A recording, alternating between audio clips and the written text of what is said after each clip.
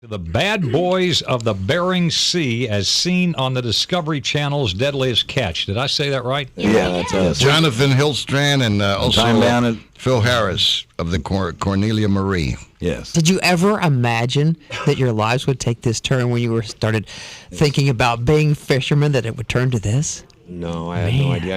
I don't have an idea. Everybody thinks that I'm pretty naive about all this. You know, I'm just a crab fisherman.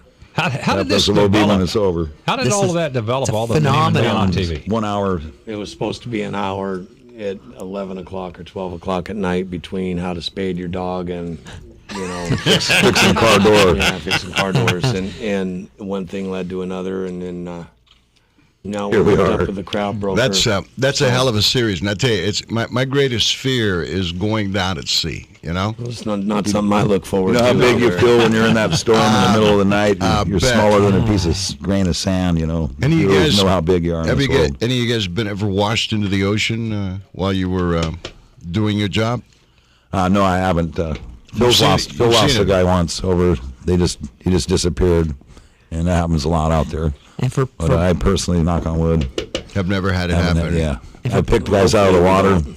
I pulled dead guys out of the water. Phil's pulled quite a few dead guys out of the water. And last year I saved a guy, so I mean that was real emotional for me. That was on last year's series, and pulled a guy out of the water. Josh White. It was his 31st birthday, and he fell off another boat we were fishing next to, and he's lucky he's still with us.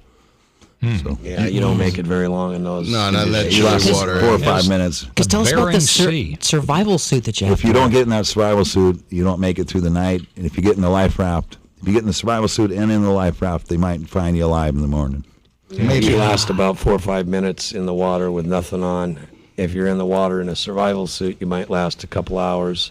And if you're in a survival suit in a life raft, you might last 10, 8, 12 hours maybe.